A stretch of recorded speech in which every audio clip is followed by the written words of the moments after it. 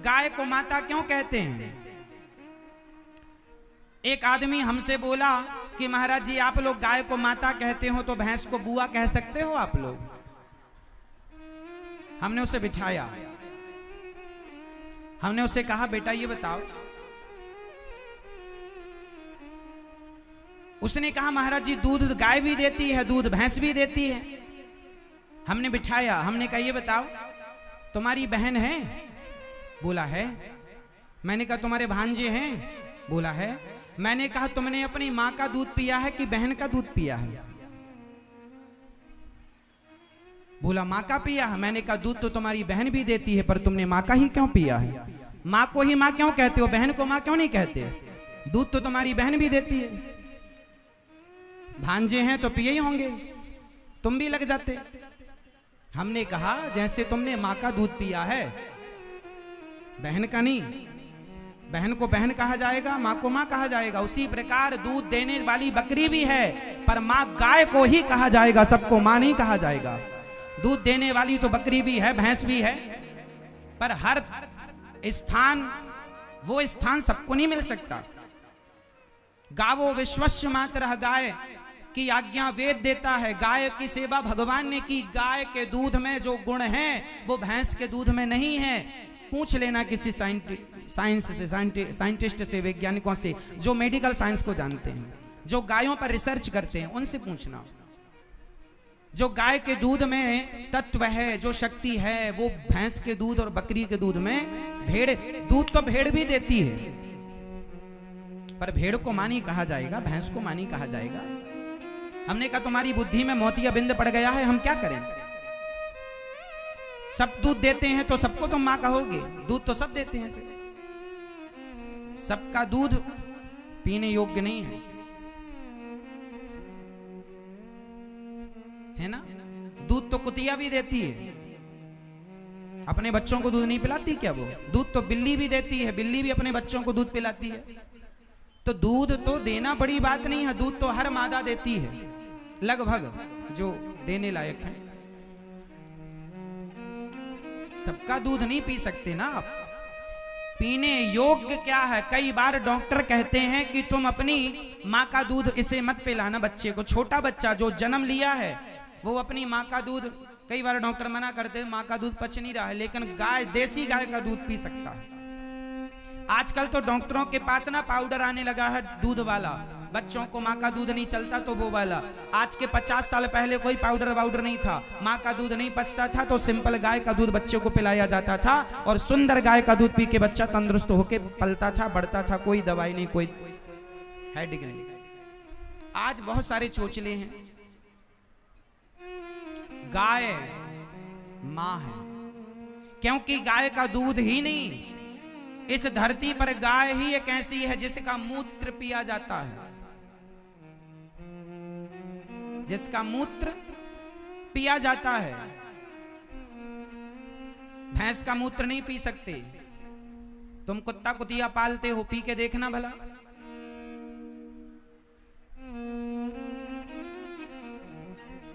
केवल गाय का दूध कैंसर की बीमारी को जड़ से खत्म करने की ताकत गौ का मूत्र रखता है। गाय के यहां पर गले में, गर्दन में यहां हाथ फेरने से ब्लड प्रेशर बढ़ा हो तो नॉर्मल हो जाता है। डॉक्टर कह रहे हैं, हम नहीं कह रहे हैं। गाय का 1 तोला घी जलाने से 1 टन ऑक्सीजन पैदा होती है। आप में से कितने लोगों ने भोपाल गैस कांड सुना है? आप लोग, हम तो बहुत छोटे थे उस समय। भोपाल में एक बार गैस लीक हो गई थी, कोई गैस थी जहरीली, लीक हो गई थी। पल भर के लिए लाखों आदमी मर गए थे। ट्रेन गुजरी थी तो सारे ट्रेन में यात्री मरे मिले थे, सारे लोग मर गए थे। लेकिन आपने अखबार पढ़ा होगा, मेरे पास कटिंग रखी है अखबार की, कि उसी क्षेत्र में जो हर घर में छोटा बड़ा मतलब जो था सब मरे मिले हैं। जहरीली कोई गैस लीक हो गई थी, सारे लोग मर गए थे क्षेत्र के, घर में बच्चे बूढ़े सब मर गए थे। लेकिन उसी क्षेत्र में, उसी जगह पर जिसके आजू बाजू के घर मरे थे, उस घर में एक ब्राह्मण का घर सलामत था। ब्राह्मण पंडित जी पंडितान उनके बच्चे वो नहीं मरे। पूछा गया क्यों नहीं मरे? बोले हमारे यहाँ रोज गाय के शुद्ध घी से रोज हवन होता है और उस हवन के प्रभाव से उस गैस का प्रभाव नहीं पड़ा। क्यों? साइंस कहता है गाय का एक तोला कितना होता है बताओ? 10 ग्राम।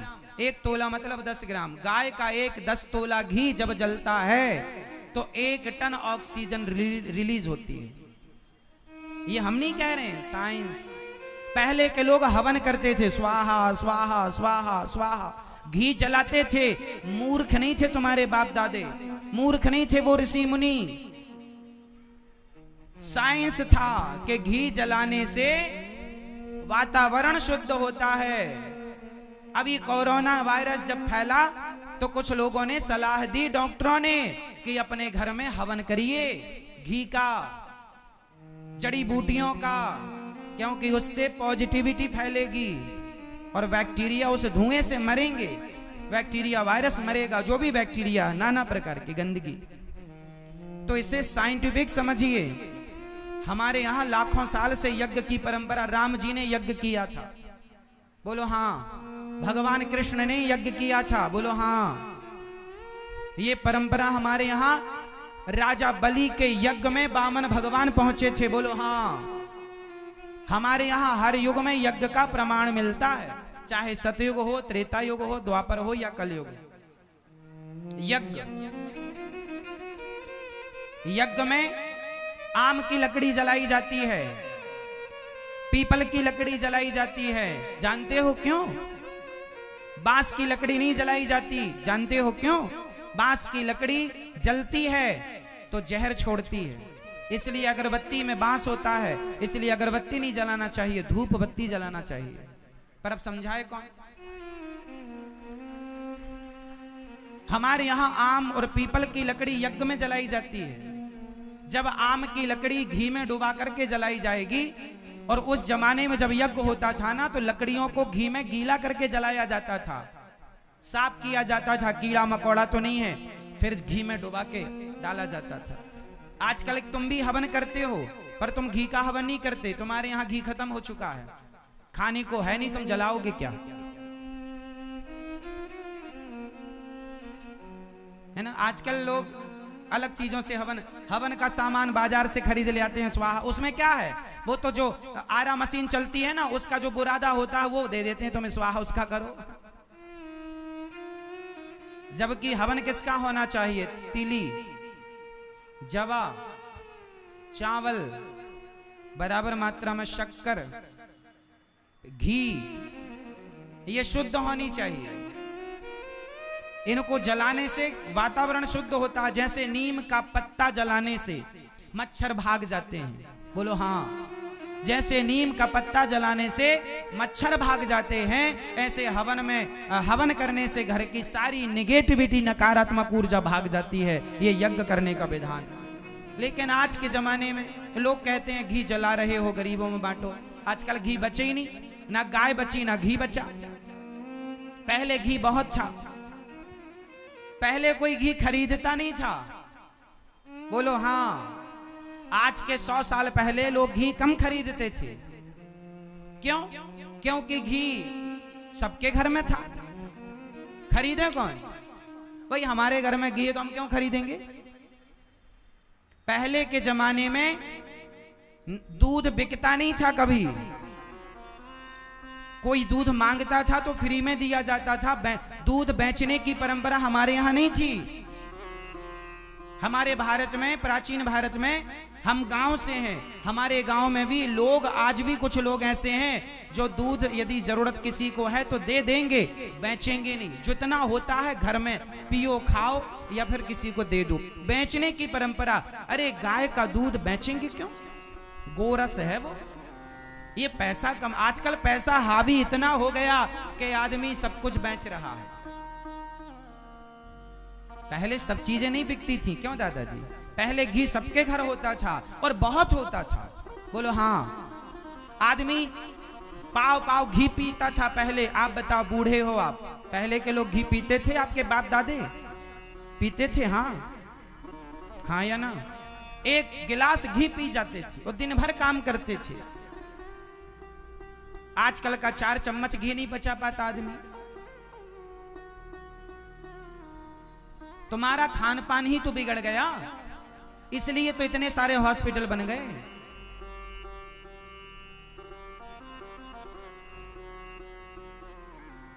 मेरे देखते देखते मेरे गांव में कभी छाछ नहीं बिकती। जब मैं पहली बार गांव के बाहर पढ़ने गया तो मैंने सुना कि वहां छाछ बिकती है। मही मीन्स मट्ठा, मीन्स छाछ बिकती है। मेरे को आश्चर्य लगा। हमारे यहाँ फ्री में ले लो कोई।